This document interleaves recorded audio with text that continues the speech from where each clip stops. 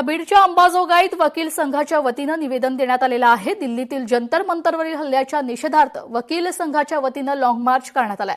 सोनम वांगचुकांचे उपोषण चालू असताना पोलीस आणि गुंडांनी केलेल्या क्रूर हल्ल्याची चौकशी करण्याची मागणी या निवेदनातून करण्यात आली आहे।